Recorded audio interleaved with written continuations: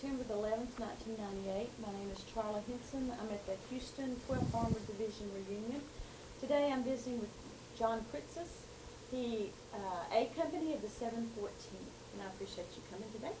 We're going to start with, I would like to know about your mom and dad, their full names and where they came from, and kind of your family of origin. Well, I am of Greek descent, and I was almost born in Greece, for that matter.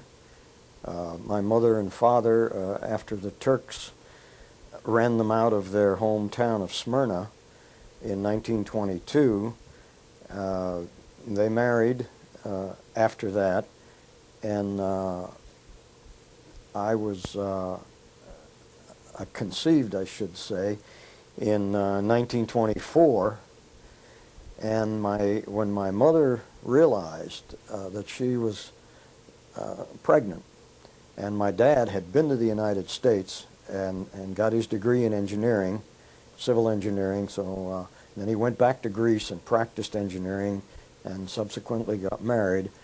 But when they realized that she was pregnant, he said, "This is no place to have a family because the Greeks are always fighting in their civil wars, so let's go to the United States."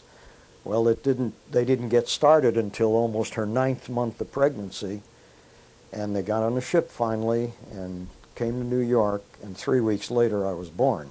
So I'm a U.S. citizen by birth. And What date were you born? What date? April the 26th, 1925. So as time went on, went through school and went through high school, and it got up to 1942, and I graduated when I was 17 and a half from high school, and the valedictorian of our class was already in uniform. The Army couldn't wait to put him in uniform. So they released him for that day so that he can come back to the graduating class and give his little speech, and then he went off to war.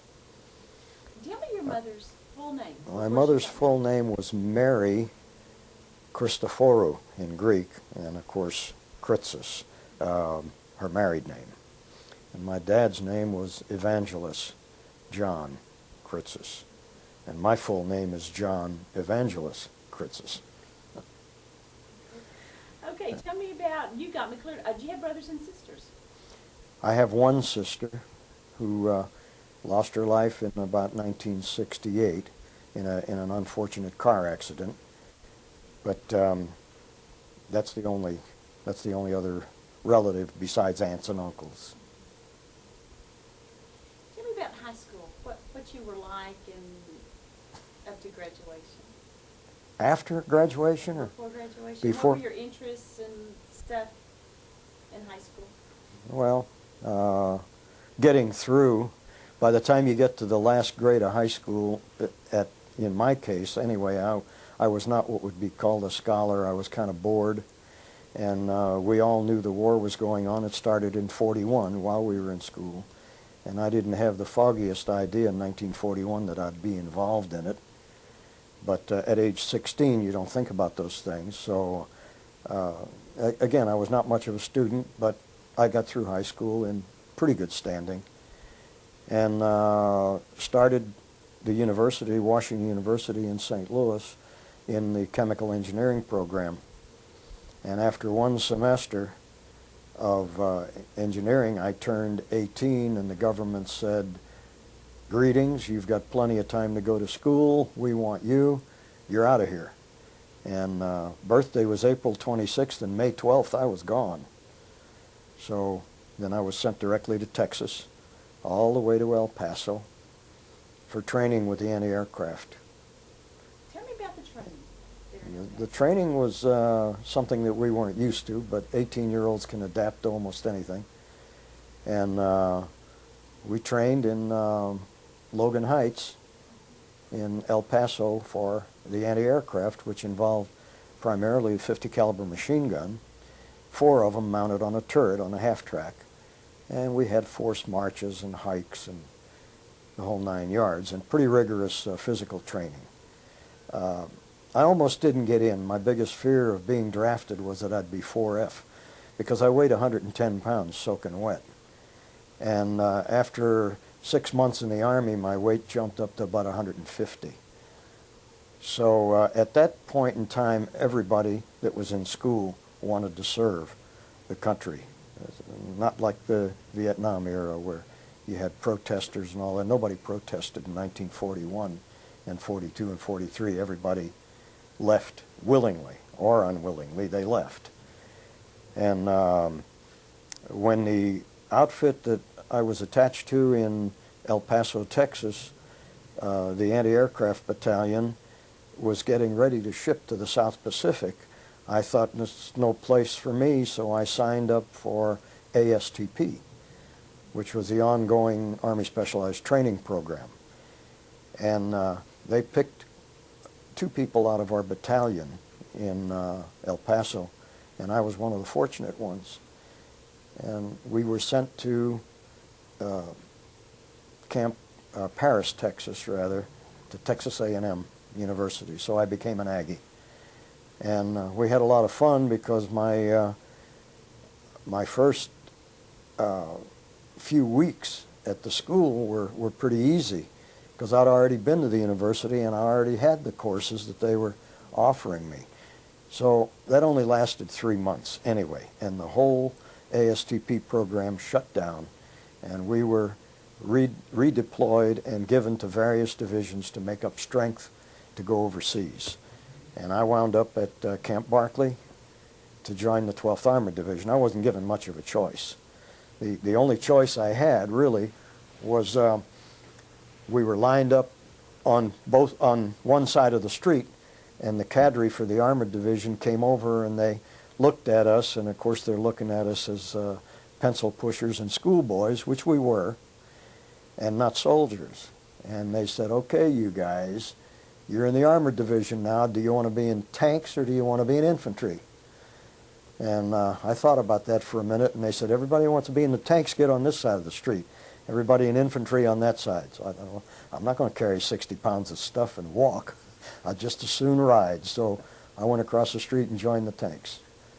And that's how I wound up in the 3rd Platoon of A Company of the 714th Tank Battalion.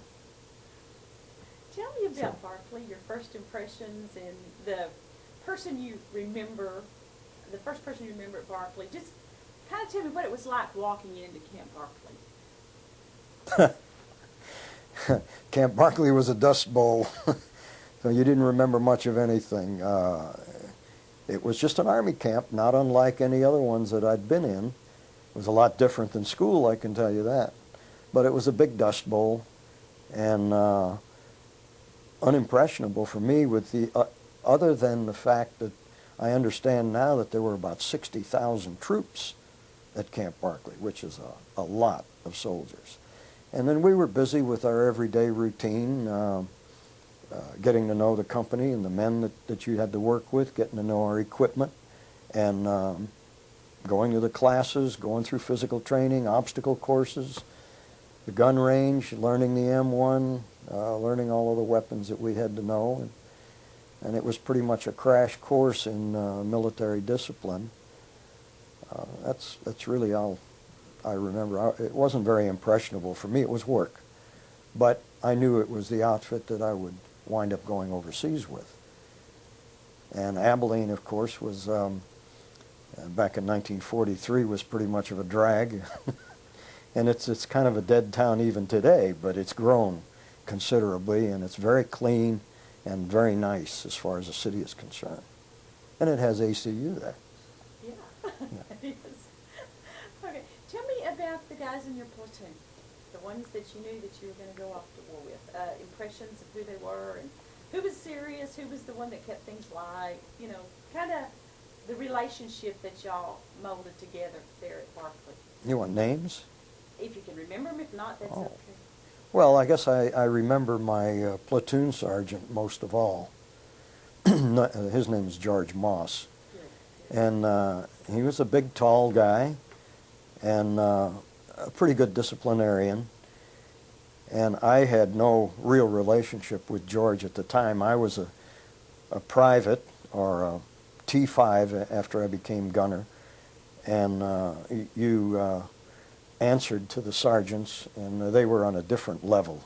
You didn't associate with them too much. And above all, you didn't associate with the officers. You just knew the officers by sight and by name, and that was as far as it went. So the fellows in the barracks that were our crew members and all that, the majority of them that I started out with are no longer around. They were lost their lives in the war, and it's difficult to remember too much about what they were. But we made good friends, and I had some ASTP friends that were not in our company, that were in the Armored Division, and we'd see each other occasionally and recall how life was at Texas A&M and being an Aggie.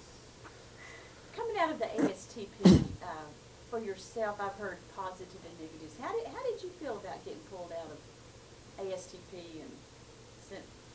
Well, as I said, as an 18-year-old, I was kind of tired of going to school.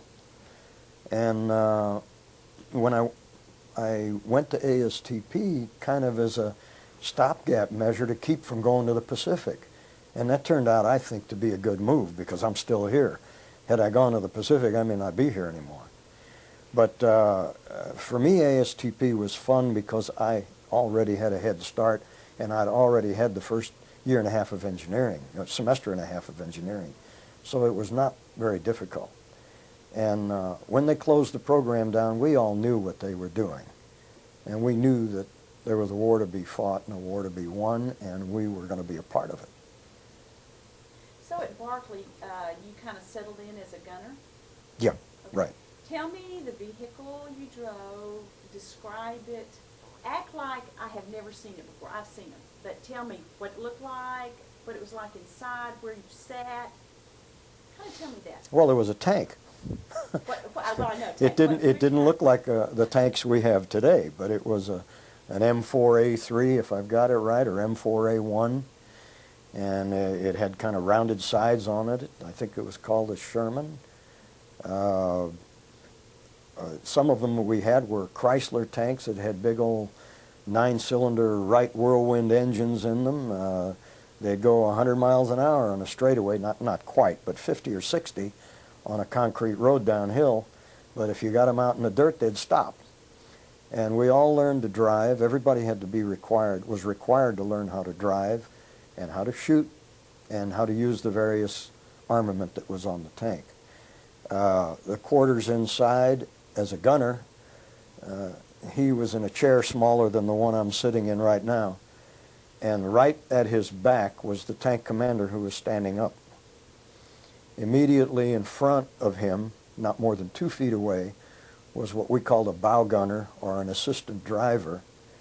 And to his left, about another 3 feet to the left of the assistant driver, was the driver of the vehicle. Now, I understand the new tanks now that there's only a 4-man crew. There's 1 man in the front of the vehicle, and he's driving it almost lying down. But the old ones that we had 2 men in the front, 1 driver and 1 assistant driver. And they drove in a sitting up position with their head sticking out of the hatch, and when you had to button up, you pulled the hatch down and you drove by looking through a periscope. And as everyone in the 12th Armored Division knows, the tanks didn't really care where they were going because it didn't make any difference what they ran into. They just went through it. So we were pretty impervious, except to 88s. And on the other side of the gun, or the rifle, I should say, it was a 75 millimeter at the time. On the other side of that was the loader who pulled ammunition out of the floor and loaded it in the breech of the gun, and the gunner could hear the round slam home so that he knew when the piece was ready to fire. And that was the tank crew. 3 men in the turret, 2 men in the front, under pretty cramped conditions. How many rounds could you carry? Oh, if I remember correctly, we had somewhere around 80 or so, 80 or 90 rounds of 3-inch ammunition. in the floor, along with about 50,000 rounds of .30 caliber ammunition for the two .30 caliber machine guns on board the tank, and about 10,000 rounds of .50 caliber anti-aircraft ammunition for the .50 caliber machine gun on the top of the tank. And in addition, we had smoke mortars and we had mortars, and we were literally a rolling bomb of ammunition. And we all were aware of that. We were aware of how volatile we were, and the fact that it could blow up, and that was the end of it.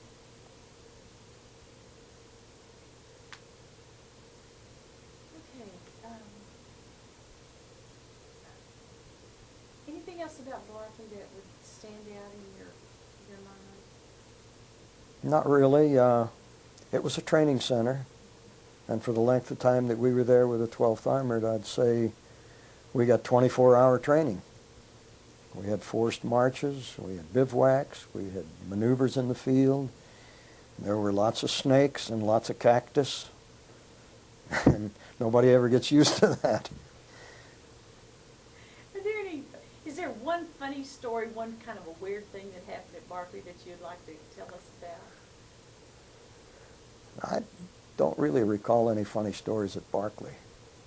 I know some later on, but in Barkley I don't have any funny stories. Okay. Let's get from Barkley to head us on out to New York and across the ocean. Camp Shanks? Yes. Well, in any company, and I'm sure it's true in infantry companies and artillery companies, in any company, the fellows that are doing the same kind of task seem to gravitate together. And in the A Company of the 714th, all of the gunners seemed to have a pretty good rapport with each other because we all knew what the other one was doing. They were doing the same thing we were. So when we went out to the PX in the evening to drink a little beer, or whenever we went out to a party, we sort of got together. So when we got to Camp Shanks and got ready to ship out and go overseas, we were on the Marine Raven, I believe was the ship, and they lined us all up on the deck and said, okay fellas, this is the boat we're going to ride over on. And one of the officers was there, and he says, I need 3 volunteers. Well, we all kind of looked at each other, and we all knew better than to volunteer for anything, anywhere, anytime. But we thought, uh-oh, this has got to be something unique. So 3 other fellows and myself stepped forward and volunteered, and boy, did we get lucky. We got on the Marine Raven, and they took us to they put us on KP. That was the volunteer act. But the KP was for the officers' mess, who ate a beautiful 3 meals a day. And the funny part about it was, right in the middle of the officers' dining room was a piano strapped to the floor. And I happened to play a little bit of piano, and all the guys knew that. So that's the first place we headed over to the piano, and they said, Critzas, sit down and start playing. And so I did. And pretty soon an officer walked in and said, hey, Joe, that's not too bad. He says, how would you like to play for our lunch? And I said, well, I'm really not that proficient in music, but yeah, I'd love to. So all the way across, and believe me, dodging submarines and U-boats and whatnot on the trip across, which took about 16 or 17 days across the Atlantic, I played the piano in the officers' mess. And the other fellows that were on KP, we all had great meals. So we were some of the very few that didn't get seasick by being down in the hold and watching the eggs roll back and forth on the tables and standing up while we were eating. So that's sort of humorous and sort of a good move. It was the first time I ever volunteered for anything that turned out good. But that was it. Then we landed in Southampton and went to Tidworth Barracks in England to get our new equipment. Tell me about Tidworth and your equipment and how that all got, how men found their equipment. Well, the equipment found us. We were in England, and all of our equipment was received packed in Cosmoline, which is that famous stuff that looks like brown Vaseline and is twice as hard to get off. And our major job was to unplug our rifles and our machine guns and our whatever, anyone from that had pistols or carbines and all that. They were all packed in Cosmoline for the trip across the ocean.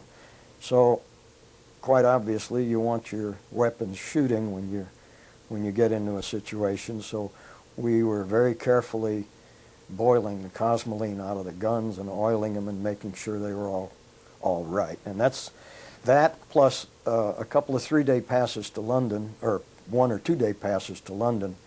I remember London was blacked out at the time because the buzz bombs and the Germans were trying to get into there to bomb London.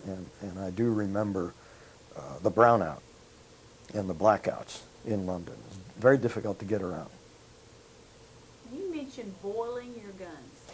Well, tell right. me about that. I've never The heard that word. Cosmoline is, like I said, it would remind someone of a brown Vaseline. It's a petrolatum, basically. And it's a preservative. And you just don't get it off. Well, we have chemicals today that will remove it. But back in 1943, you didn't have anything to remove it. So the way we would do it was take a 55-gallon drum with some of that lye soap, the GI soap, that brown soap.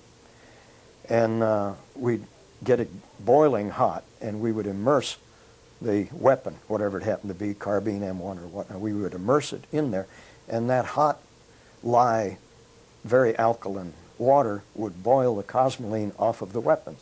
We'd take them out, we'd dry them off, cover them with oil, lubricate them, clean out the bores and everything else, and they were ready to use. And that was the routine that we followed at that time. The tank, of course, wasn't immersed in Cosmoline, but the weaponry on it was, and that had to be cleaned out, and the 3-inch thing, plus all the weapons, the 250 calibers and the 230 calibers and the 50 caliber machine gun. And then, of course, we also received our ammunition, our live ammunition there, which we loaded on the tanks and eventually loaded them onto the LST for the trip across the channel. On those LSTs, how many tanks would one hold? If I recall correctly, there were about 17 tanks in the hold of the LST, and they were chained down. I didn't volunteer again, but everybody had to pull guard duty. Why, I don't know, but we did. And so I was on guard in the hold of the LST as we were crossing the channel, which, by the way, in September was a pretty rough trip. The channel gets kind of wild then. Most of the guys took Dramamine and went to sleep, or they got sick and hung over the side, or whatever, and I'm down in the hold where you can't see anything outside, and I'm wondering, what do I do if one of these tanks breaks loose and goes through the side of the ship? And that's a very real possibility, but fortunately it didn't happen. So when we got to Le Havre, we didn't dock there, but we went up the Seine River to a little city called Rouen. And on our way up that river, we saw a couple of LSTs that had literally broken in half and had the bow and the stern sticking out of the water, and they may have had tanks on them and were at the bottom. And so there were some casualties there, and I don't know that they were due to enemy fire or whether they just had mishaps.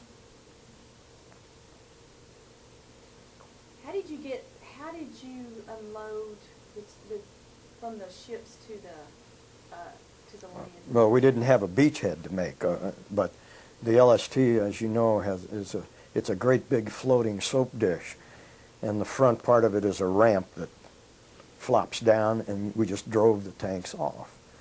And when we drove them off, at that time, we were not too far from the front, and we could see the sky lighting up from not only the artillery fire, but the inbound fire. And we didn't have to drive very far, and we were in the middle of it. What's that like for an 18-year-old? Pardon? What was that like for you as an 18-year-old to see that? What was your feelings? Scary. we knew what was going on. We'd seen pictures. We'd had indoctrination. These weren't war games anymore. And you didn't get up after you were shot, and walk around and you were already healed, This was for real. And we all knew that's what it was. We felt a little more secure, I suppose, than the infantry, because at least we weren't exposed. We were a big target, but we weren't exposed as the infantry was to shell fire and machine gun fire and rifle fire and things like that. We were pretty impervious to that. We were very vulnerable to bazookas, the German equivalent, which they called a Panzerfaust, and also to the 88, which was, I guess, the piece of equipment that we feared the most. The 88, what would it do to a tank? Oh, destroy it. Literally destroy it. Y'all knew going in there that the 88s could do some pretty bad damage to y'all. Unless you were fortunate enough to be facing the 88 and you caught the round on the front slope of the tank, which was pretty heavily armored, maybe about 6 inches of steel, and about the same 6 inches on the turret. It wouldn't go through the turret. It would glance off, and sometimes it caused a fire just from the friction of the shell hitting the tank. But through the sides, it would just go through one side, not the other. So we saw a lot of it. We saw it happen, and we were well aware of the damage that they could do. And their equipment at that time, we all felt, was very superior to the American equipment. We had a 76 millimeter 3-inch rifle and low-powered ammunition that would just bounce off of the Tiger tanks. Didn't make any difference where we hit them, unless we were able to get them in the back. And that was kind of tricky to get around to the back of one of them. We were outnumbering them, and we were much more maneuverable than the Tiger, and we could outrun them. But as far as one-on-one,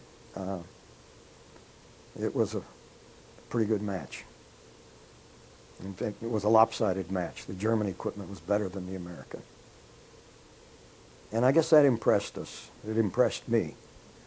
And the machine gun that the Germans had, we referred to as the burp gun.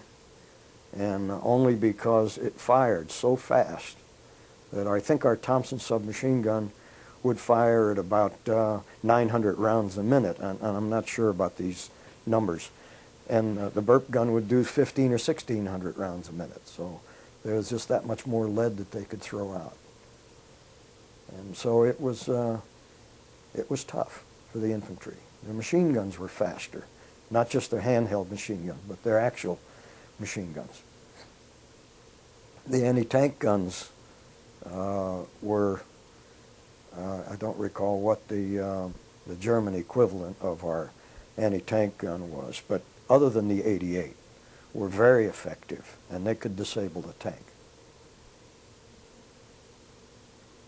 But those thoughts went along with us as we went down the road, and of course everyone knows that when we joined the Third Army and Patton, and we started to drive across Europe, that Patton wanted to go down the highway about as fast as you could go. And this is exactly what we did. We'd go until we ran out of gas. And I was fortunate or unfortunate to be in the lead tank a number of times, and you're really on thin ice when you're running in the first tank down the road, not knowing what's in front of you, except an 88 or some infantry or what have you. Many times the Germans would allow the first 2 or 3 or 4 tanks to go through their defenses, and they'd shoot the third one or the fourth one and disable it. And then they'd take target practice on the first 2 or 3. So we were all aware of that, and we all knew what would happen. And that's the way the war went for quite a while. We were going down the highway as fast as we could drive, and the column would stop when one of the tanks got hit, and it was very seldom the lead tank. It was always the third one or the fourth one. And then if they saw any light, thin-skinned vehicles like supply trucks, gasoline trucks, they eliminated them. And as the war progressed, we got a little smarter, I guess, and we started to load the infantry on the back of the tanks so they wouldn't have to walk. And we'd have 10 or 15 guys piled on the back of the tank, and the minute something happened, these fellows were off and to the sides and going after them. But the Germans were fighting a rearguard action all the way up to the point of the bulge. They were fighting a rearguard action, and they were trying to slow down our advance, and that's the way they did it. Roadblocks were not too much of a problem because the tank would, we had a tank that had a big bulldozer blade on there. We'd just run that up and clear the roadblock out in a matter of minutes and keep going. Mines didn't do very much damage in the roadway because for the most part, unless they were a large mine, they wouldn't even blow the track off. Once in a while they had a track damage, but that's maybe a 1-hour repair job. So that's pretty much the way we went across Europe. Repair of tracks and things like that. Y'all didn't do that, did you? Sure we did. You did? Sure we did. Extra, tell me about it. Nobody's ever told Well, us about it. well, I wasn't a repairman, but we had to know how to repair a track. And we always, all tanks, if you look at the pictures of them, and by the way, those are excellent paintings down there in the lobby. That fellow did a terrific job of it. But if you look real carefully, you'll see extra tank blocks, sections of the tank track hanging on the tank. Usually we'd hang them on the front because they offered a little bit more protection even than the steel on there. We really should have hung them on the sides and in the back, but you had to have somewhere for the exhaust to go. So we hung them on the front and stacked them up there, and if we had a problem with a track, then we got off and we started wrestling with the thing. And if we couldn't do it, we always had the maintenance portion of our company come up and help. But a lot of times we were changing tracks ourselves if we had, not the track, just a block in the track. But one humorous thing that I can remember, we found out after we'd gone through hedgerows and things like that and started in across France and into Alsace-Lorraine and through Colmar and whatnot, we had a little bit of rain, kind of like Houston's having right now. And we had a little bit of rain, and tanks don't do very well in the mud. They bog down.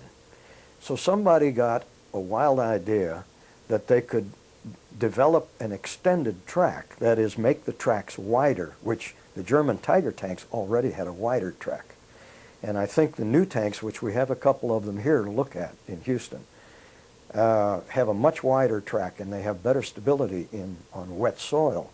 But somebody during the Second World War got the bright idea that we could get some mud cleats, which were pieces of metal in the shape of a U that would bolt on to the track and make an extension of that track. Well, this was 1/4-inch steel plate, which when you put it in your hands, it feels pretty strong. But when you put 40 tons on top of it, it's not very strong. So we spent a day or better with a wrench taking the nuts off of the blocks of the tracks and attaching these mud cleats. And we all were kind of laughing at it, but these were orders. We were told to do it, and we did it. And we sat there and put all these mud cleats on the tank. And all you had to do was drive near a curb, and they all just popped off like teeth. And they didn't do any good at all.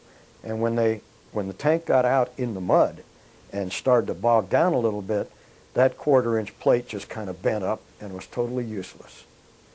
So we didn't have to do anything. I mean, they just stayed there and they wore off and they flew off, but they didn't do any good at all.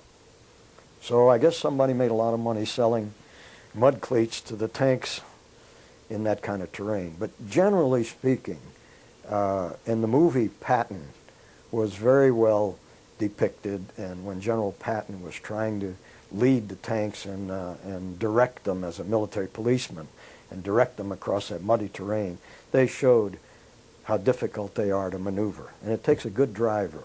I was not a driver, but I could drive, and I did drive, because we drove to relieve our driver. We wanted to save him for the good stuff. And there were some situations where I had to drive. I had no choice. I don't recall what area it was, but we were on the top of a hill. Nothing around. We could see nothing around, and but the Germans could see us very well, and we drew straws to find out who was going to stand guard and who was going to cook the food. We all had C rations. So the tanks had a big advantage over the infantry in that we carried our C rations with us and our K rations, which we didn't want to eat. The infantry ate the K rations, we ate C rations, because we had a little stove, a little pump-up stove that we could cook them on, and so we had some hot food in cans, and they were pretty good. So we drew straws, and the short straw got to cook. And the next time we drew, the next guy got guard duty, and the other three fellows were on their own to sleep or whatever we had to do. So our original tank crew member, Amos Downs, drew the short straw, and he prepared the meal. Everybody wanted me to prepare it because they figured Greeks can cook. So, but anyway, Amos got to cook the food, and he was out on the back deck pumping up the stove and preparing our C rations. And Leland Morton got the guard duty for the next short straw, and I sat down in the bow gunner's seat of the tank and pulled the hatch down and put one of the C ration cans there just to let a little light in, because we knew there was nothing between us and the front. We were the front. And I'm sitting there writing a V-mail letter to my mother at the time. I was not married. And a shell hit, and very close, and killed Amos, our driver, who was on the back deck preparing the food, wounded Leland Morton, who was in the turret of the tank, standing guard, with only his shoulders sticking out, but nevertheless it wounded him, and he died from his wounds a couple years later. Pete Dutchka, who was a gunner at the time, I don't recall if he was in our tank or if I was the gunner in our tank. I think I was the gunner and Pete was in the tank next to us. He was in between the tanks, either walking between them. It hit him pretty hard, and he lost his leg, and he spent the next, who knows, 10 years in hospitals. And all I did was get a can of C rations in my lap while I was writing a V-mail letter. Well, in that particular instance, we had 3 of our tank crew disappeared. One was killed, one was on a stretcher, one outside was hurt, and I got to the radio and called for the medics, and they sent the light tank up. Meanwhile, there's nobody to drive the tank, so my tank commander, whose name was Alden Bankston, he was a Swedish fellow from Wisconsin or Minnesota, up there where all the cheese benders are. And he said, "Critzas, you're going to have to drive this damn thing. Let's get out of here. Because we don't have a full crew. We can't go up against anybody with one guy driving and the other guy looking. There's nobody to shoot the guns. We're useless." So we had to go back to pick up some replacement crew. And I drove the tank back off of the hill after the wounded were taken care of. Meanwhile, what the Germans did was fire that one shot, and they got the hit. And they folded up their tent and they backed up some more so that they could set up again to hit us the next time. And that was their rear guard action, and they caused a lot of casualties as a result. Well, what they did was make us mad as hell, and all we did was level the next town that we went into for no reason at all. What was it like getting replacements? Well, it was a body. Excuse me just a minute. I'm going to take a quick drink of water.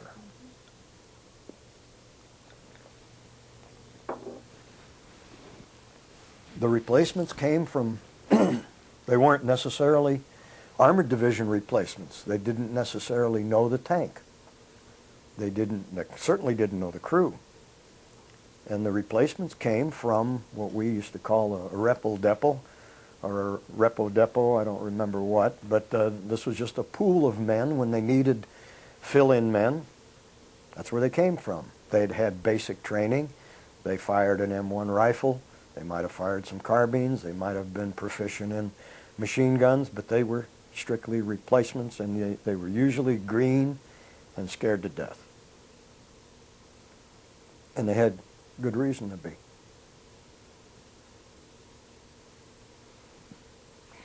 How, after you lose your original crew, do you ever invest as much emotionally as you do with the replacements? I mean, did there come a time when it was different? The original crew and then a replacement. How did you emotionally feel about replacements? And I don't think an 18-year-old has too many emotions. oh, okay. They have them, sure, but not in that respect.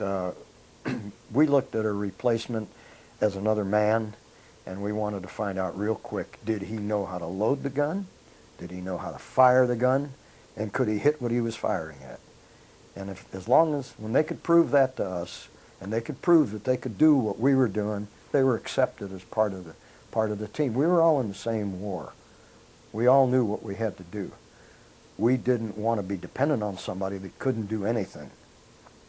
And I suppose the infantry was pretty much the same way. They didn't want somebody new in their patrol or on the front line with them that didn't know what he was looking at and couldn't, because it was a disaster. You know, it was all over. So the replacement was not looked on as a green troop necessarily. He was just looked on as another man that was in the same situation that you were. And you're fighting for your life. Did they give you time to work with them, or did you just, when you got your replacements, was it just straight keep on going? Yep. Or did you have any time to kind of work? Nobody had any time to do anything. Patton was going down the road as fast as he could go. And in retrospect, that was the correct thing to do, because the element of surprise was there. Many times we pulled into areas where Germans were. They heard the tanks. They couldn't miss hearing them, but they didn't know what they were. They may have thought they were their own.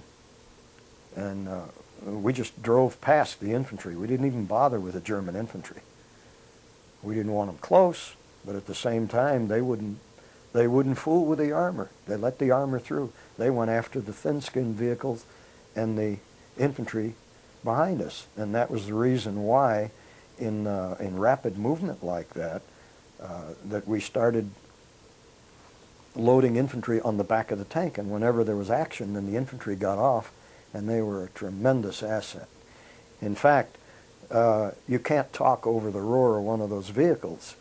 So the military got smart as we were in combat, and they developed a communication system where they could put a plug-in on the back of the tank that the infantry platoon leader or what have you had maybe a 10-foot or 20-foot cord that he could plug into the back end of the tank and communicate with the tank crew while he was on foot. So he'd walk behind the tank and communicate with his platoon where they were, what they were running into, what they could see. And that communication proved to be very advantageous, especially to the tanks, because if you were moving at night, anybody could walk up and put a Panzerfaust on the side of your tank, and that would have another vehicle destroyed, but not with the infantry along with you. And they were a godsend to us. We used to protect them. At night, we'd tell them to dig a little hole, and we'd drive our tank over the hole, and we'd say, okay, you guys will be okay right underneath the vehicle. But if you hear this thing start up, just get the hell out from under it. And I recall one evening when the shells started to come in, and we were shelled all night long. All night long. We had howitzers and everything else coming in on top of us. We pulled into a forest, a pretty heavily wooded area, not the big tall pine trees, but the shorter trees, like maples or oaks or whatever. And when daylight came up, there weren't any leaves left in the trees. And we came to find out, we were so far forward, that that was our own artillery that was shelling us. I don't believe it was the artillery of the 12th Armored Division, but even they didn't know where the hell we were. But it was our own, it was friendly fire. Fortunately, with the infantry dug in under our tanks, they were protected. We had our bedrolls blown off. We had maybe some goodies that we had stored on the back of the tank. That was all blown off. We got hit by a 105 millimeter howitzer. So that's the reason if I ask you what in our interview, I can't hear you because of that. I mean, I'm not wearing hearing aid yet, but I'm a good candidate for it. So that was kind of a scary night because it went on all night long. And when we found out it was friendly fire, there wasn't anything we could do. We weren't mad at our own guys for doing that. They thought they were shelling Germans. What about radio communications between the distance that you could have between tanks and stuff? That what didn't happen then, did it? Not too much. Not too much. You could communicate with your division headquarters, could communicate with you, and I don't know what the range of that particular radio was. It had to be 10 miles or 12 miles. Most of the time, and I was the radio operator, being the gunner, my job was radio operator in addition, and we were restricted on communication because the Germans had monitored our channels. And if we talked about where we were or what we were doing, they knew exactly where to go. So radio silence was usually what it was. The radio communication that we used was from the tank commander to the crew. And particularly if the driver was buttoned up, the tank commander would tell him turn right or turn left or go straight or don't worry about it. And he would communicate with the gunner and say, we got a target at 2 o'clock or we got a target at 3 o'clock. And I was talking to some of the fellows that drove the new tanks over here and relating some of our experiences with the so-called gyro stabilizers that we used to have. This was a device in the tank that when the tank was rolling across the country at 10, 15 miles an hour and there was a target in sight, you were supposedly able to aim at that target, and when you kick in the gyro stabilizer, it would stabilize the gun from the rough terrain so that you could shoot. Well, like I said, I was a gunner. I had never been able to hit anything with the tank moving. So our only alternative was to stop the vehicle, aim, fire, and start moving real quick. Because as a standing target, you were a target for German artillery, for mortars. The mortars wouldn't hurt you, but the artillery would. So you had to keep on going, especially if you were in an open field. If you were undercover in the forest or in the woods or behind hills or bumps and mountains, that's a different story. But if you're in an open field, their forward observers could get a range on you and they could let you have it. And that's not what you wanted. How long did it take to stop, shoot, and start again? To stop a tank? Stop it, and you said you have to stop, you have to shoot. Well, if you're only going 10 miles an hour and you got 40 tons, it doesn't take very long. All you do is take your foot off the gas and it stops by itself. And a tank is, for those of you that don't know, then you know the new tanks are all probably power steering, but the ones that we drove had no power. They were just like a farm tractor. And that's why the farm boys that were accustomed to driving a tractor on the farm were very good at it. In fact, our driver, the man that was killed, was a farm boy, and he was an excellent driver. But the tanks that we had 2 handles in the drivers. And in order to turn right, you just pull the right handle. And all it did was brake the right track. It would stop it. And you could turn around in a circle. If you wanted to turn left, you'd pull the left handle. And it took both your arms in a lot of cases to pull those things. If you wanted to stop, you put both of your arms around the 2 handles and you pulled them back as hard as you could. And it stopped you a little bit faster than coasting to a stop. But like I say, you didn't coast. You had a 1,000 horsepower engine driving you, and all you do is take your foot off the gas and you don't have 1,000 horses anymore. So you come to a stop from 10 to 15 miles an hour pretty quick.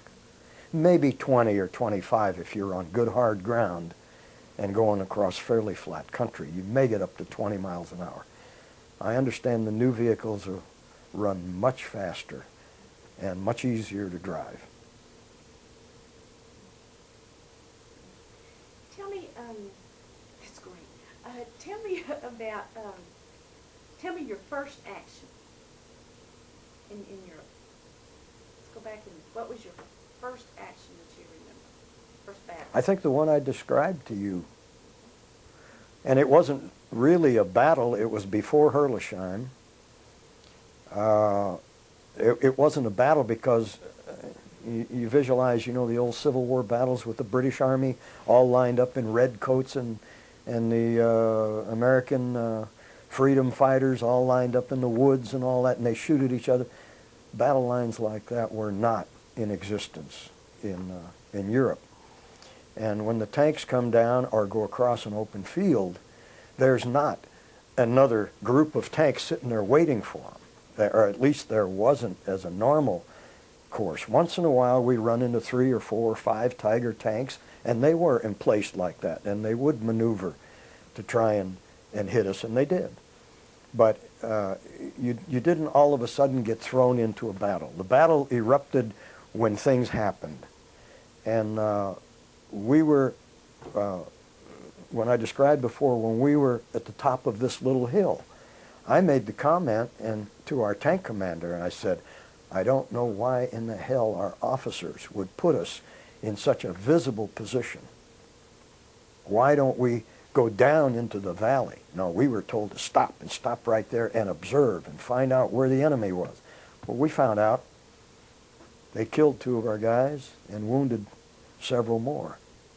So we found out in a hurry. Then we pulled down into what's called a defilade position, where we were, at least we had the terrain where we weren't visible to everybody.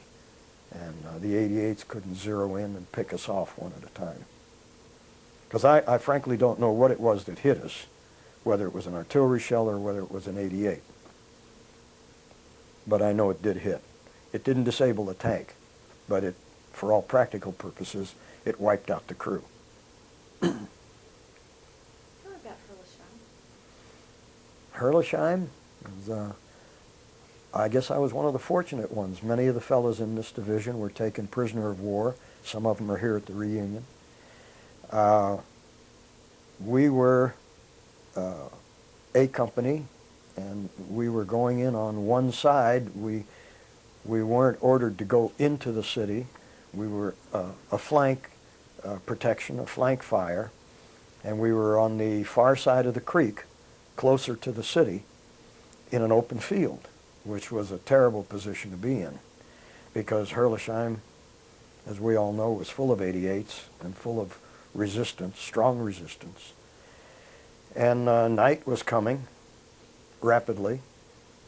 I don't remember what time the infantry went in, what time of day it was that they went in, but they went in and they met a lot of resistance inside there, and the tanks were hit that went in there, a lot of them. And we were out in the field waiting for orders when we started to draw fire. And they disabled our tank again. I guess it was about 4 o'clock in the afternoon or 5 o'clock. It was just before dark. And we had to abandon the vehicle. And we got out and crawled on the ground with our weapons to the creek area. And keep in mind, it was pretty cold. The creek wasn't frozen over solid. It was still running water, but it was cold outside. It was in the 20s. It was no place to be outside, and I felt sorry for the infantry.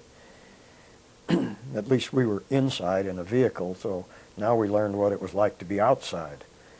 And we all, the fellows in our crew, all crawled back to the creek and immersed ourselves about up to the waist in that cold water. And I froze my feet that night and stayed in that water until about 10 or 12 o'clock at night, when things quieted down, and then we went back out with another tank that wasn't disabled and hooked a cable on, under fire, under some mortar fire, and a little machine gun fire because at night they couldn't see where they were shooting anyway. And we hooked the cable onto the tank and we pulled it back. And I don't recall the circumstances at that point, how we got that vehicle back, or whether it was totally disabled. We did drag it back out of the open and into some coverage. And it was, we knew by the next day, I don't know how many days the Battle of Herleshheim was, I don't remember that, but we knew the next day that we'd had a lot of casualties in that particular area. All the A Company got out? All of your A Company got out? Not all of them, no. Not all of them, but I guess the most, the majority. I don't remember too many of the details on that. You know, you tend to, your mind tends to want to run out the things that are distasteful, and they want to remember the good things, and I guess that's what mine's done. What did you do about your frozen? Nothing. Nothing. They weren't frozen to the point where I had to be concerned about medical attention. I just put my shoes back on and kept going, just like the infantry did. Okay. You want to hear a funny story? Yes.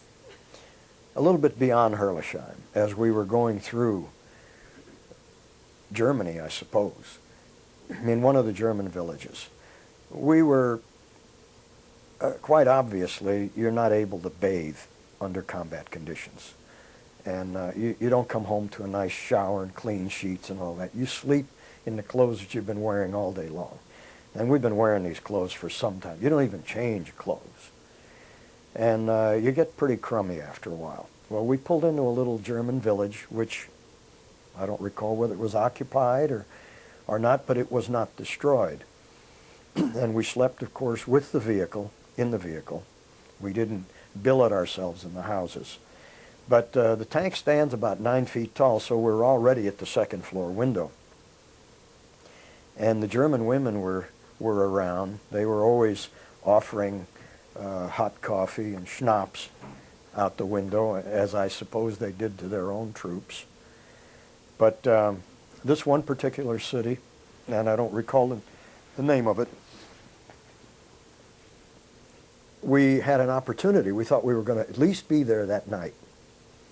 We had an opportunity to get cleaned up a little bit, to get our clothes cleaned. Well, we all wore long johns, those old gray flannel long johns. And then on top of that our uniform, and on top of that our combat suit and so on. So we managed to get these things off and change into a new set of long johns. So we had to have the old ones cleaned. Keep in mind the temperature was about 15 or 20 degrees. So this young lady that was in this house agreed to wash our underclothing. And we piled them all in the window and gave her a candy bar and what have you, and she proceeded to wash these clothes. And then we found a rope somewhere and strung it across. The streets aren't very wide there. They're fairly narrow. In fact, the tank crossways filled up the whole street. Nobody got by it. And so we strung this line from one window of the house on one side to the other window in the other, and there's kind of a little arch, German arch in the background. And she got the clothes washed pretty quick, and she gave them all back to us wet, of course. And so we strung them out. We strung them out on this line, put clips on them and everything else, clothespins, and put them out on the line. Well, wouldn't you know that about 4 a.m., move out. We got an order, crank them up and move out. Well, here we got all our long johns, and there wasn't any folding them up. So we looked like Laurel and Hardy gathering up frozen long johns in all different kinds of positions. And what are we going to do with these things? We can't get them in the tank. So we stacked them all on the back deck of the tank flat because they were frozen. And we could hear them cracking and everything else. And then we took gas cans and loaded gas cans on top of them. Well, anybody in the tanks knows that when you make a turn, the drivers aren't too smooth about it. The tank's not too smooth, so it can throw things off of there. which I don't recall at this point. I think it did. I think we lost our long johns. But the funny part of it was trying to gather these things up, frozen in all these grotesque positions in the middle of the night so we could get the hell out of there and keep on chasing Jerry. So we all laughed about that. You have to have something to laugh about. And that was funny. How did y'all keep fuel and stuff?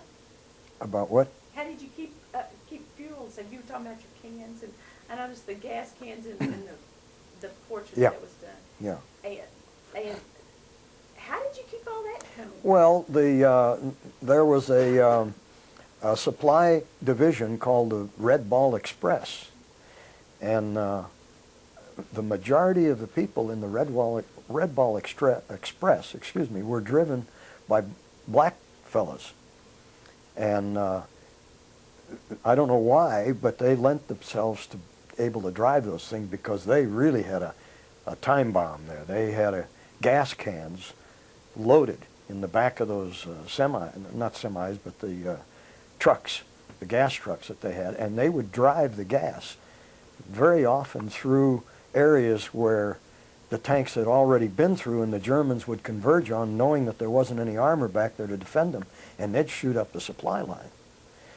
Well, after a while, we were outrunning the supply line. We outran the Red Ball Express. They could no longer get gas to us. And we'd just drive until we practically ran out of gas, and then we'd have to stop. So the way it was done, the way the Third Army did it, was they flew gasoline into us and airdropped it. And quite often it wouldn't hit too close to us, and we had to go out into what we thought was enemy territory. At least we knew there wasn't anybody else around, and try to retrieve our gasoline. And that was kind of scary. And we'd carry it 5 gallons at a time. 5 gallons of gasoline weighs about 40, 50 pounds, and you put 2 of those in your hands, you're carrying a load. You're carrying 80 pounds to 100 pounds of gas. And when you stop and think that stupid tank would drink a gallon of gas for every 3/4 of a mile you drove, you had to have a lot of gasoline. The tanks held about $200 pounds, or gallons of gasoline. 200 pounds of gasoline. That's a lot. 200 gallons of gasoline would carry you for pretty good distance. On normal driving on a concrete highway, you might get 3/4 of a mile to the gallon. So you could go maybe 100 miles on that. So in 2 days, you're out of gas. And ammunition the same way. The ammunition had to come up via the Red Ball Express. I'll never forget one time around Christmas time, my relatives were all in New York, my aunts and uncles and everything else, and they were all Greeks from Greece. And my aunt used to make Greek cookies, and she'd send me a box of them quite frequently. And the guys all knew that. So anytime I got a package, they said that they saved me one, and they'd wind up giving me 1 or 2 out of that box, and they'd eat the rest of them. Well, one of the gasoline trucks got through along with the mail, and of course we're going along without any mail or any communication with home, and you know, kids start to get a little lonely at that point. You want to hear from what's going on in the States and what's going on back home and who's doing what, and you look for the mail, and you look for things from home. And I got this box of cookies. It had to be a couple, 3 pounds of Greek cookies, which are fantastic. There was only one problem. They were gasoline soaked and inedible. And that was very demoralizing because the guys gave me the whole box and they said, "Here, John." And I said, "What am I going to do with that?" Well, there wasn't anything we could do with it except throw it away. Quite often the letters, if they were written, I don't know, ballpoint pens weren't popular at that time. We all had fountain pens.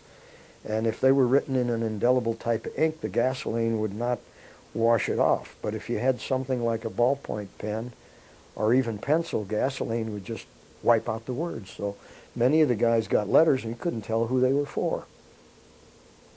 You couldn't read the names on them. And if they were gasoline soaked, you couldn't read what was inside of them.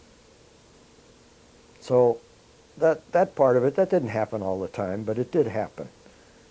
And it was discouraging to a lot of the fellas.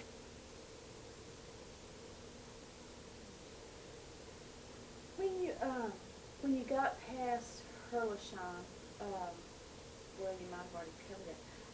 You were going to tell me about going across with the Danube River.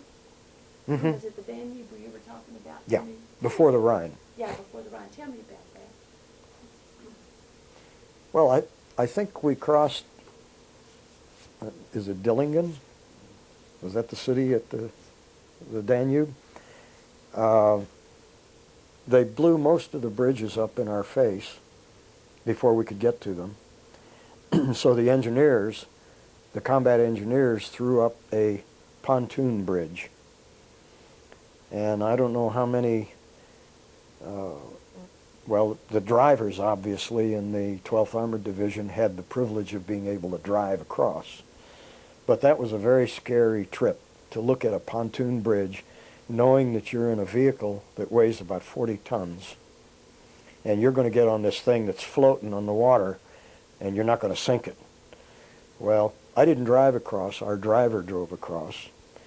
But we all were very tense in making that crossing, and we were all told very specifically. One of the officers came around, and he instructed the driver. He said, "Get this in granny low or whatever gear." He instructed him to put it in, and don't take your foot off the gas. Keep it moving, because if you stop, it's gone. It'll sink.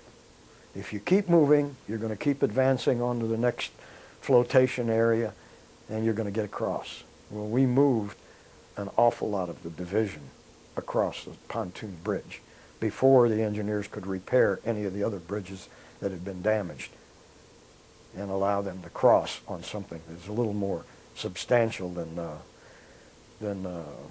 some treads on rubber pontoons.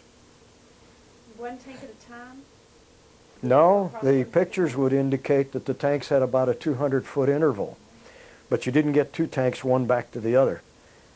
And the instructions were, if somebody had a problem and for whatever reason the vehicle stopped out in the middle, the Danube wasn't a very big river to begin with. I don't know how many feet across it was.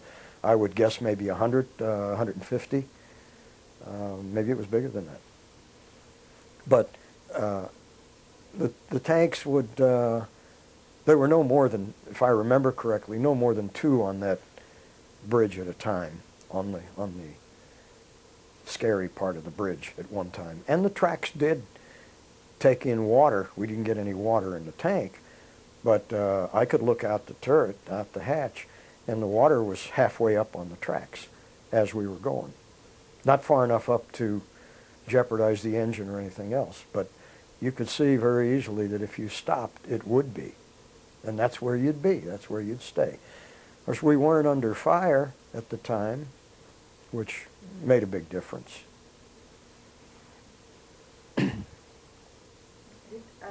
What were you supposed to do if they stopped? Jump out and Do the best you can. Oh, okay. I don't know. We didn't have that experience. I'm sure some guys did, but we didn't. We got across okay. And we headed down the road and without slowing down too much. Before we made that crossing, we were fueled up, and the ammo that we had used had been replaced. All of our ammunition from 30 caliber to 50 to 3-inch ammunition had all been replaced. And at that point in time, we wound up getting some higher velocity ammunition that was much more effective against the German tanks than the old stuff that we had that wouldn't penetrate them at all. What was it? Well, I don't recall. It was high velocity armor piercing ammunition for the rifle, for the 3-inch rifle, which is a 76 millimeter rifle on the tank. It was very effective. As you were going through, Jeremy, did y'all ever, was it the infantry, or did y'all come across the concentration camps or anything?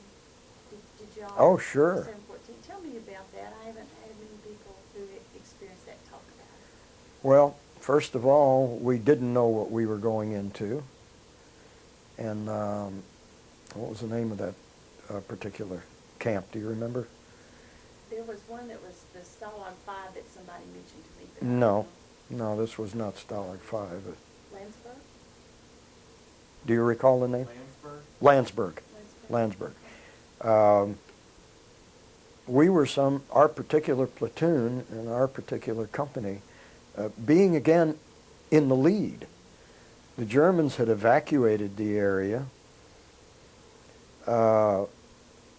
We could smell that whatever the odor was that was emanating from this camp as much as 5 miles away. And we had no idea what it was. We were just going down the road. And we drove into that area and looking on both sides. Of course, we are not in a buttoned-up mode, but we are in the lead and waiting for whatever eventuality may happen. And we're going down the road not knowing what's in front of us. And we start to see this particular prison. And there are live people there in uniforms. And also people stacked up like cordwood on both sides of the road on the way in. And it was difficult to comprehend at the time what it was. But anyone who wants to see that now goes to the Holocaust Museum, both in Washington, D.C. I understand there's one here in Houston. And it very graphically photographed what had transpired there. But we didn't know what we were looking at. We didn't realize that this was an extermination camp. We did realize that there were people that were alive there, and we made an effort to determine who they were, what they were. And it's difficult because they didn't all speak English. You had to find somebody that spoke English or somebody that spoke another language. And we, in a sense, liberated this particular camp. And then the photographers came in when it was known what it was, and that whatever German prisoners were available at the time. We were not involved in that, a cleanup, if you will. We kept going. The armor was the driving force. That was the lead vehicles of all of the fronts. And they said, get back on the road, you guys. Here's your gasoline. Here's your ammunition. Keep going. Let's get this war over with. How long were you at Landsberg? How long? Hour, 2 I don't recall. I don't recall how long we were there. Oh, we were there more than an hour, but I don't think we were there more than 2 or 3 hours. And the MPs would come in behind us, and the personnel, the rear, if you want to call them rear echelon personnel, the division headquarters and things like that. But the lead tanks, the combat tanks, the line companies of all of the tank battalions of the 12th were instructed to keep on going. Maybe leave a few back here just in case there's some kind of counterattacking and that sort of thing. But generally, get on the road, head down the pike. And that's what we had to do. That was our life, one day after the next. Drive. How many days did it take you to drive across Germany? Oh, I don't recall that. It seemed like a long time. Yeah. As you were driving across, what cities did you come across? Well, again, I'm not real good at names. I can tell you 2 instances that stand out in my mind, and I think everybody in the 12th Armored Division remembers them very, very well. One of them was written up in the Stars and Stripes as being a headache to liberating tankers, and the headline read, 2,300 women headache to liberating tankers. Well, we drove into a little city in Germany called Aichach, A-I-C-H-A-I-C-H, and that was a prison compound. And what the Germans had done was they housed not only real criminals in there, but they also housed political prisoners. And anybody that committed a crime against the German army they had every nationality in this prison. We drove into the prison and we discovered that it had been mined to blow up. Bombs were set with timers and everything, and they were going to blow this whole thing up on a timer. And the prisoners, promptly the ones that could speak English, told us about this. And we got some of our people that were proficient in bomb disposal or whatnot to deactivate these particular bombs. We also went in there armed. We didn't know who these people were. It was hot. It was the middle of July. We had our winter uniforms on, olive drab uniforms out of wool, and here it is July, and we're suffering. And here's all of these gorgeous young ladies running around. They're just dying to get together with us. And we were too, and they identified themselves by knitting a little flag. Each group had a little tiny flag on their lapel that identified what nationality they were. There were Russians, there were English, there were Germans, there were Italians, there were French. They were all little groups of gals that had found the thread and everything to put together a little flag of their own country. And lo and behold, me being Greek, I spotted a Greek flag. And I thought, what in the hell? We're 300 miles from Greece. What are these people doing here?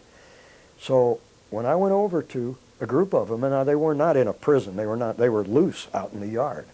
And I went over to this group of young ladies and said, in Greek, what are you doing here? When they found out I was Greek, I got mobbed. And we became very good friends instantly. There were about 30 of them there. And they told me, I said, what did you do? And pointed to her, and she said, I stole a loaf of bread from the German army to feed my kids.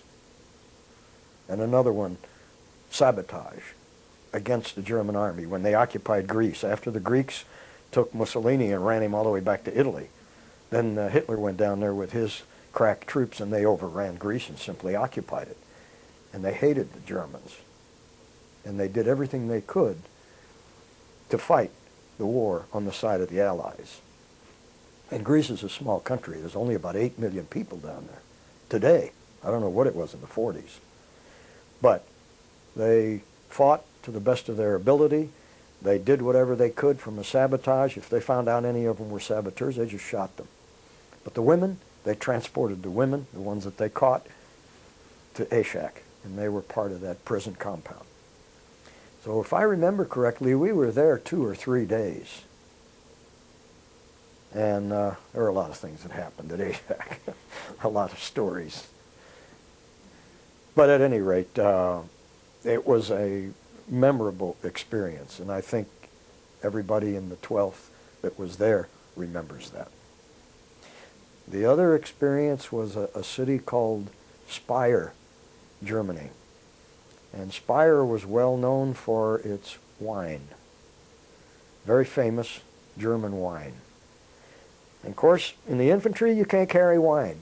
Maybe a bottle, maybe a small one, but you got that pack on your back full of all kinds of stuff that are necessary for your survival, but you can't carry it.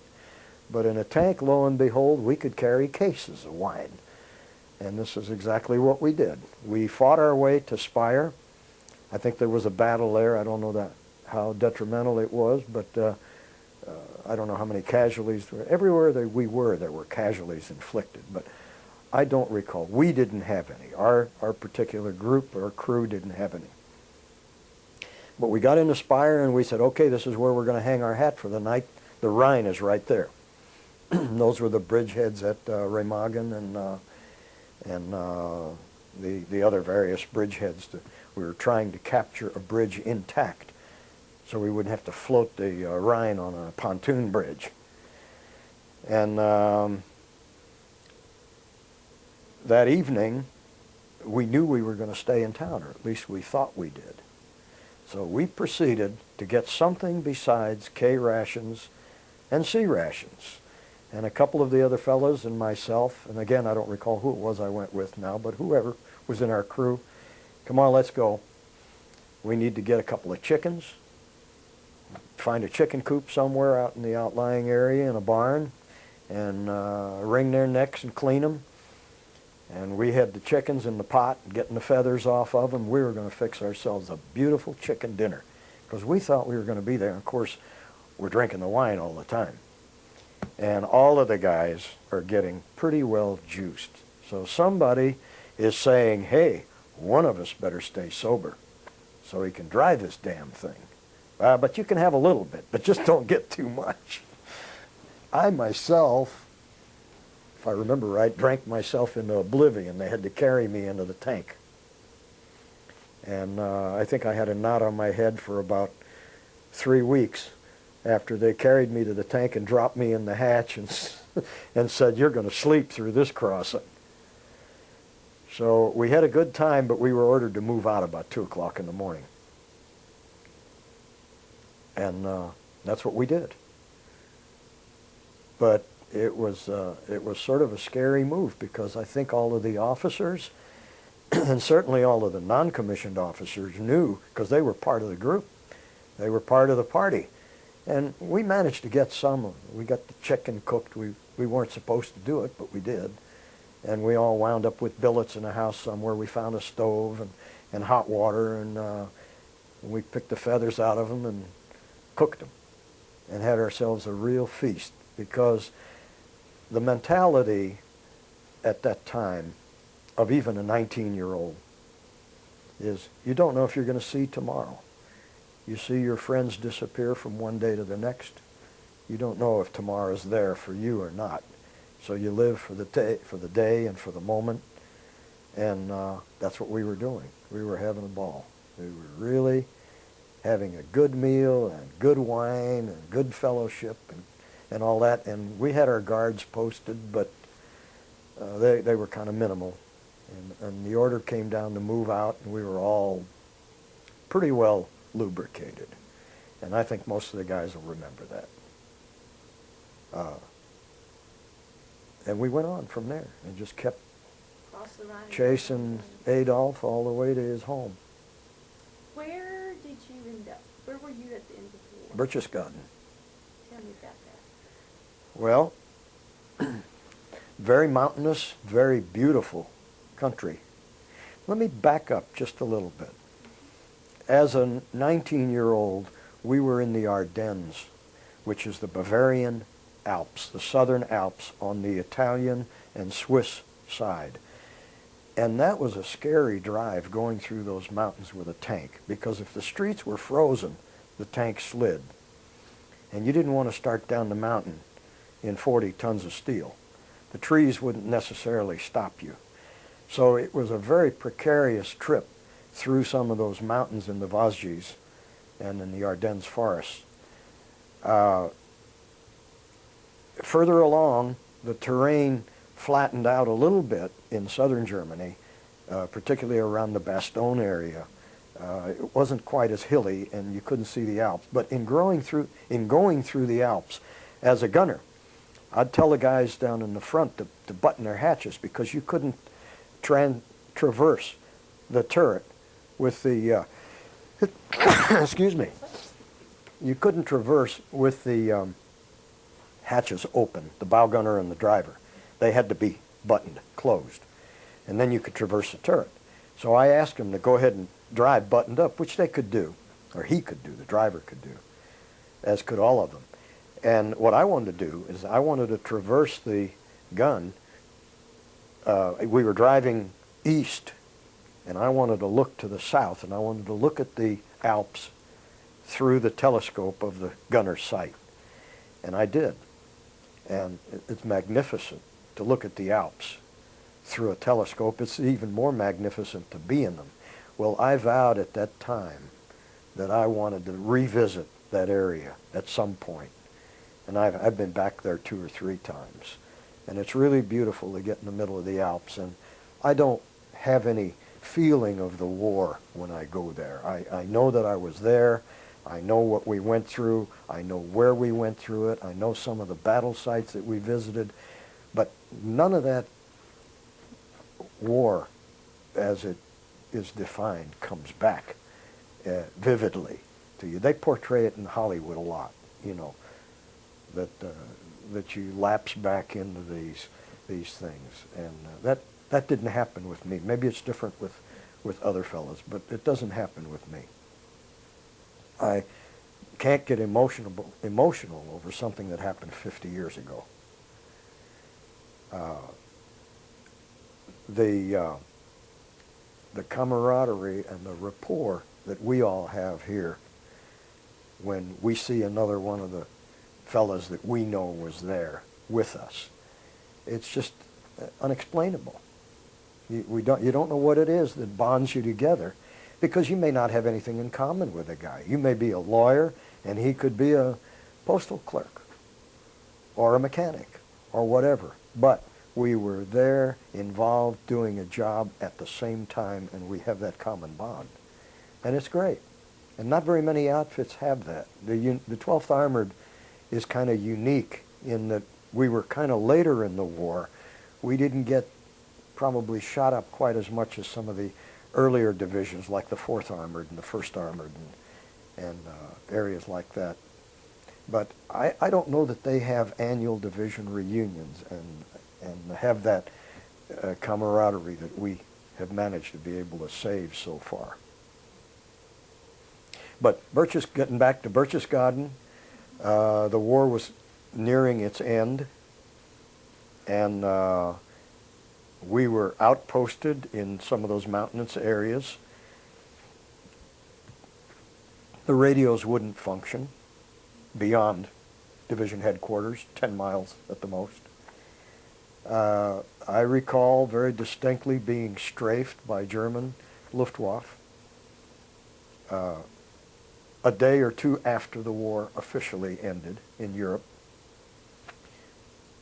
Being an old anti-aircraft guy, I was very familiar with a 50 caliber machine gun, and I knew how to fire it. And we had one on the back of the tank.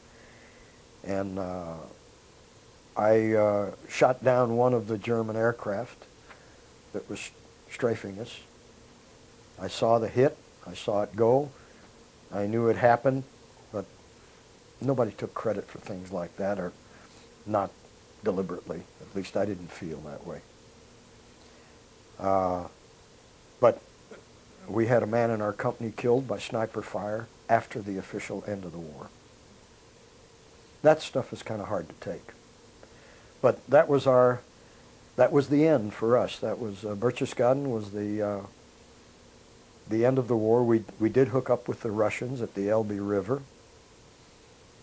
which I've since visited, and but nothing is recognizable from 50 years ago. Nothing that you see through your eyes today is familiar to you the way it looked 50 years ago. We weren't really looking at scenery and houses and people and all that. We were looking for guns and somebody shooting at us. And as a result, we missed whatever beauty there was in the country. And Germany is a beautiful country. We didn't perceive it, and I didn't perceive it as being beautiful back then. I've been to Berlin since then, and Berlin is a magnificent city. Beautiful. What's left of Hitler's bunkers? Nothing, just a bump in the ground. What's left of the old division of Berlin, East Berlin, West Berlin? Nothing. They've opened the Brandenburg Gates. You drive through there just like you were in Paris driving through the Arch. When you think about World War II, I always like to ask this question, if you were to close your eyes and think back, was there one few moments that comes to your mind, or have you already told me? And if you have already told me, what is that moment? That one, is there one outstanding thing, time frame that just stays in here? A time frame I don't think I could relate to. But the funny moment was the frozen underwear. That's very memorable. But on a more serious side, there was a time when, during the counterattacks and the Bulge, and I would assume this was in the region of Bastogne, that we knew we were going to be subjected to a counterattack somehow. Our intelligence figured out, and we positioned ourselves pretty much in an open field as part of the defense of wherever. And keep in mind that being a gunner in a tank in a platoon in the 12th Armored Division did not ever give me an overall picture of what our division was doing and where they were. I had no concept of why we were going this way or that way. And nobody did, except perhaps the non-commissioned officers had a little bit more. Our officers knew a little bit more yet, but we didn't know the strategy and the overall battle plans and all we had. We know it now, we're looking at it, but we didn't know it then. So here we are, all out in an open field, and we're being, in the middle of the night, I guess it started about 11 o'clock, best I remember the time. And they weren't tank attacks. This was infantry, German infantry against American tanks. And I remember very vividly firing all night long from 11 o'clock until daylight, 5 o'clock in the morning, and having the field in front of us where our tanks were. In fact, some of the infantry even got through to the point where they were climbing on our tanks, and I remember traversing over to, and we still had radio communications, traversing over and shooting at our own tank with our 30 caliber machine guns to shoot the enemy off of it before they could do any damage to the tank itself, and wondering if they were doing the same to us. By the time daylight, and the 30 caliber machine guns in the coaxial gun, as it's called, the one that fires parallel to the 3-inch 76 millimeter big gun, big rifle, and the bow gun, which is also a 30 caliber machine gun, we always carried spare barrels, and we had an asbestos glove in the tank. Well, you had to change the barrel after you fired a few thousand rounds. I don't recall what number, maybe 3,000 or 4,000 or 5,000 rounds. You had to change the barrel on this machine gun, or the bullets would go in every direction. And the barrels were red hot. And we'd change, we'd get the asbestos glove, and we'd pull the weapon inside, take the barrel out of it, put a new barrel in, rearm the gun, and start shooting again. And my memory serves me that we fired all night long, and the following morning as the sun started to come up, and I guess this is the most impressionable, emotional part that I recall in my experiences. There were dead and wounded that on both sides of us, in front of us, in back of us, all around us. And the ones that were wounded were crying for help, calling for help. And it was the kind of an experience that you can't get out of your mind and you can't forget. And these were German wounded, not American. Because although we had infantry, the infantry was dug in on either side of us, and they experienced the same thing. They had machine guns, as did we. But if I remember correctly, we did most of the firing. And why in the world? And these were just regular German soldiers. They were the Wehrmacht. They weren't necessarily the SS. Why in the world, whoever their commander was, would send one wave of infantry after another against a wall of steel like the tanks, I could never put together in my head. It was either poor command, poor judgment, poor information. They were going up against an armored infantry division, which was armed with tanks that just made mincemeat out of the infantry. And that's what happened. I have no idea how many casualties occurred, and I don't even know the name of that particular battle, but I do remember it. Because I wondered whether we'd get through it. Eventually it quieted down. They ran out of men, or they were all laying out there in front of us, the ones that continued to move. And that ended, and we drove away. We weren't there to help clean up or bury the dead or do anything like that. We just drove away. Went on to the next site, got in line on the road, and convoyed down the street again. What did the end of the war look for you? I mean, you tell me where you were, and there was still some killing and stuff. How did you leave Europe soon after the end, or did you have enough? No, I had 3 months of the Army of Occupation. What was After Berchtesgaden, we were transported, well, we weren't transported, we drove our tanks to a staging area. And again, I don't recall the names because I wasn't privy to that information. But we drove, the war was over now. The weapons were put up, the ammunition was taken out, not taken out of them, but immobilized. We didn't have a round in the chamber ready to shoot on any of them. The ammunition was still in the tank, the guns were still there and serviceable, but the war had ended. And we drove north to some staging area, and we grouped the tanks, and I have some pictures of that, and I'm sure they, in the history department, they do also.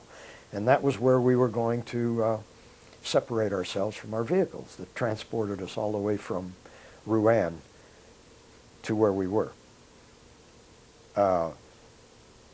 We pulled them all in that area, and then it was picture-taking time, and they got one tank.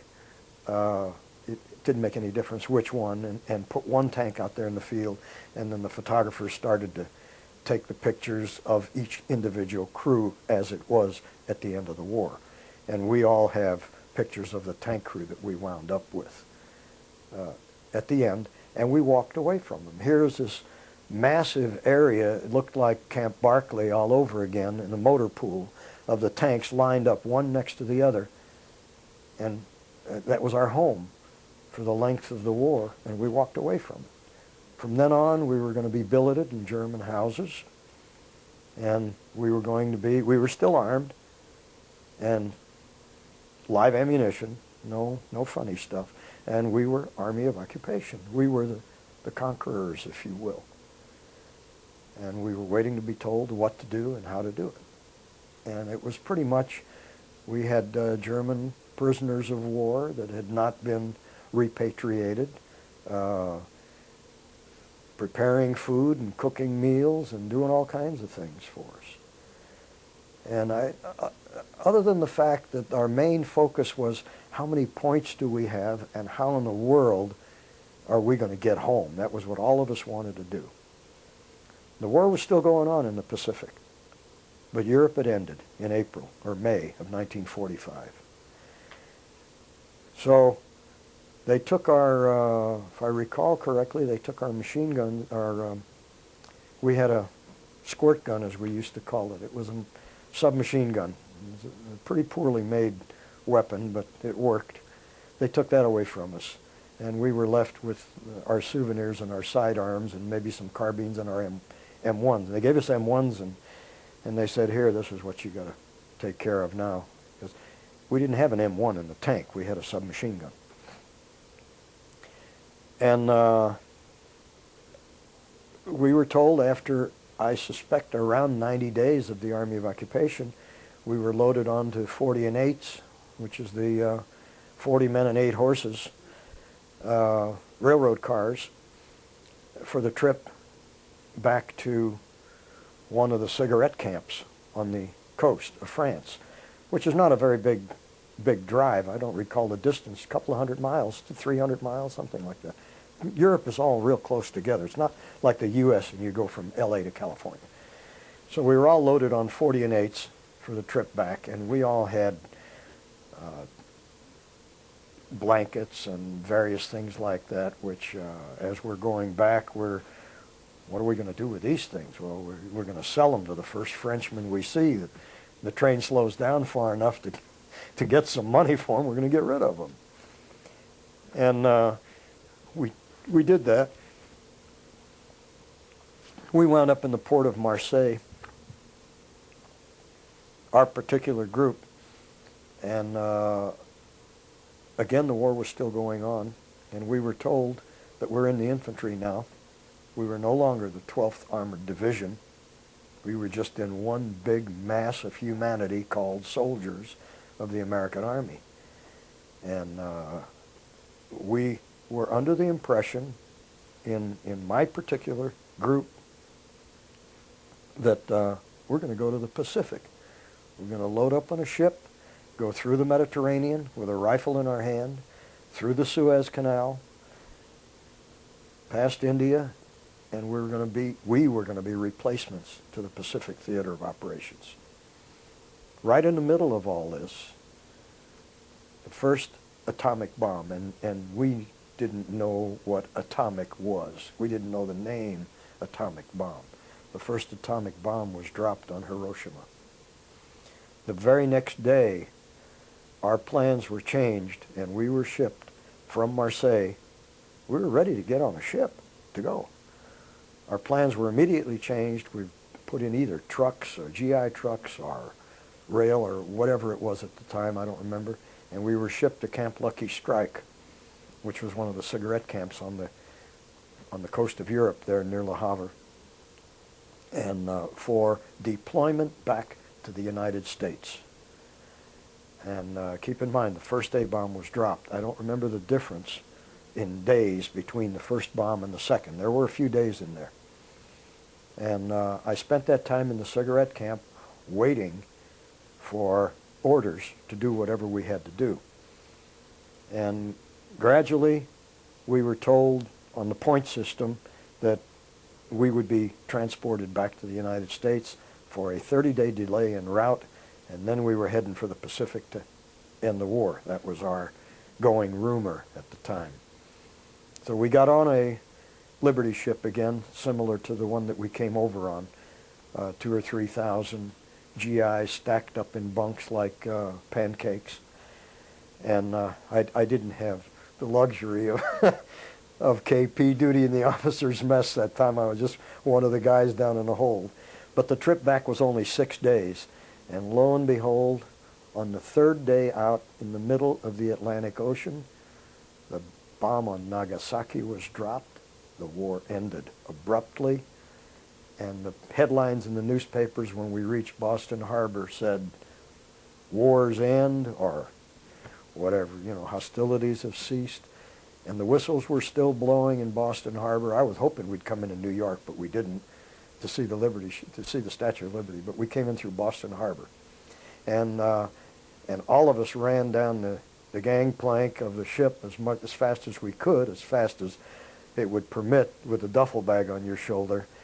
And we were handed by the Red Cross, who, by the way, we hadn't seen the whole time we were in Europe. We were handed a cup of hot coffee and a donut, or a glass of milk, fresh milk, and a donut. And that was the first fresh milk we had since we got to Europe. It was all powdered milk and coffee. So coming down the gangplank, the whistles were still blowing. Everybody was still celebrating. Where's the nearest telephone? I got to call my folks. And you had to stand in line for a telephone, and sooner or later you got through and you say, "Mom, I'm home, and I'll be there." So, it was a pretty emotional moment for anybody. I wasn't 21 yet.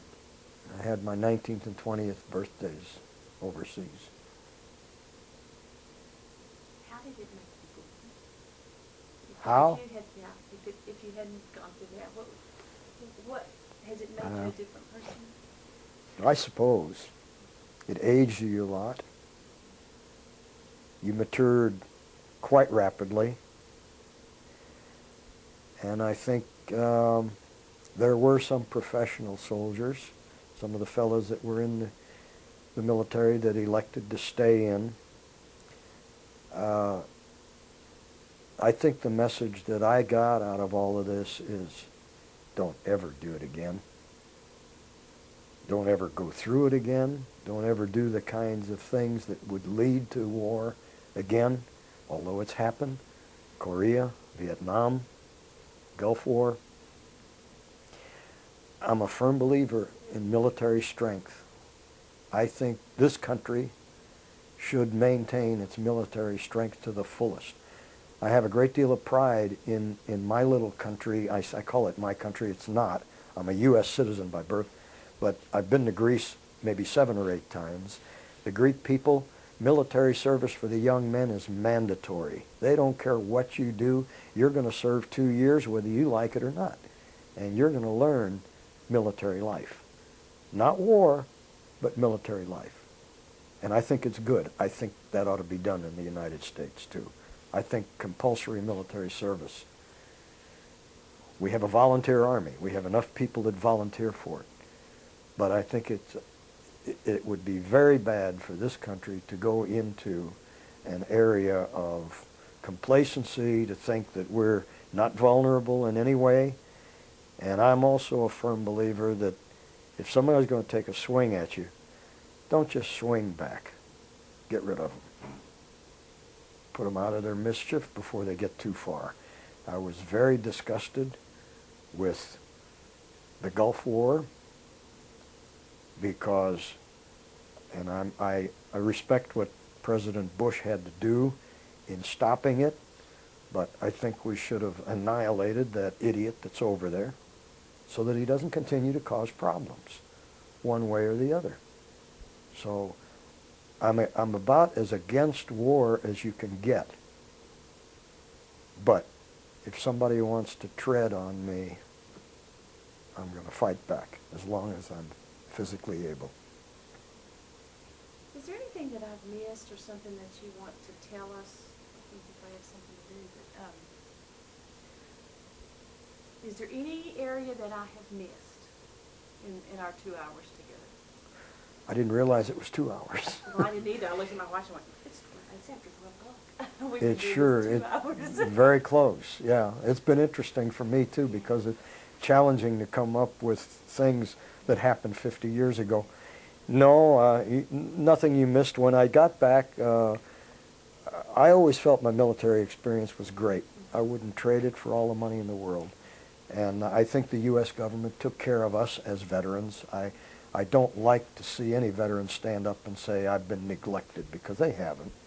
I got my education because of the GI Bill. My dad, fortunately, had money saved for me to go to school, to college. I immediately went back and went to school and continued my education and got my degree. And that was an opportunity that was afforded to every GI. And I took advantage of it, and I think that's good. For about close to a year, 6 months to a year, in a classroom, if somebody would accidentally knock a book off of their desk and it would make a turn and hit the floor with a loud noise, I found myself on the floor and didn't realize why. But we were uniquely trained, as was the infantry, that any fire, you get flat with the ground. You make yourself one with the dirt. And that habit persisted for about a year. I picked up the art of cigarette smoking, as everybody did in the 40s. And I guess I smoked for about 20 years. And when I started finding out it was bad for you, I managed to be able to quit. But other than that, no, you didn't miss anything. I think you asked about everything, and I can't recall any other real memorable experiences. Your family, who is your family? I didn't talk about. Well, my wife's name is Ruby, and we have 4 children, 2 boys and 2 girls. One of them has been in the service, the other one has not. 3 of them are married, and 2 of them have children, so we have 4 grandchildren. And what degree did you get? Pardon? What college degree did you get? Well, I went through 2.5 years of chemical engineering, and then I realized I didn't think I was cut out for it, so I transferred to business. Then I got a degree in marketing and finance from St. Louis University in St. Louis. And then what has your career been? I don't know. Oh, my career is, I was fortunate enough to meet a fellow that had a product by the name of Goop, G-O-O-P, and we were manufacturing that, and I was on the sales end of it. And after about 15 years, we had some major disagreements, so I wound up buying his interest, and I've had the company myself now, and we're going into our 50th year of manufacturing as a corporation. And I'm only 74 years old. I'm still actively employed and enjoying it. And And that's what my career has been, was producing and selling that product. Well, I sure appreciate your time. I appreciate you coming to Abilene. Um, the story needs to be told, and you've Well, added a lot today, some things that I had not heard. thank you. So I appreciate you're very insightful.